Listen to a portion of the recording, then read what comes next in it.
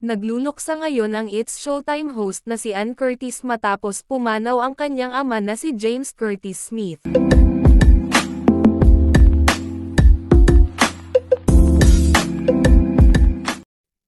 Ibinahagi nga ng aktres ang malungkot na balita sa pamamagitan ng kanyang social media account.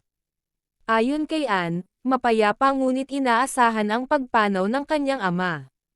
Inilarawan niya si James Curtis Smith bilang isang tunay na haligi ng kanilang pamilya. Aniya, hinubog sila ng kanilang ama sa pamamagitan ng lakas ng loob at katatagan.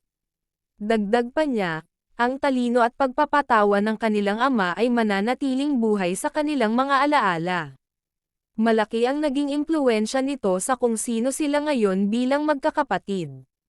Ipinahayag ni Ann na labis na minahal at hinangaan ang kanilang ama. Patuloy umano nilang dadalhin sa kanilang mga puso ang mga aral na iniwan nito. Hindi maitago ng aktres ang matinding pangungulila sa pagkawala ng isang mahal sa buhay. Marami ring netizen at kaibigan sa industriya ang nagpaabot ng pakikiramay. Ipinakita ng mensahe ni Ann ang lalim ng pagmamahal at respeto niya sa kanyang ama. Aniya, ang alaala ni James Curtis Smith ay mananatiling buhay sa kanilang pamilya. Lubos ang pasasalamat nila sa mga dasal at mensahe ng suporta. Sa kabila ng lungkot, pinanghahawakan nila ang mga alaala at pagmamahal na kailanman ay hindi mawawala.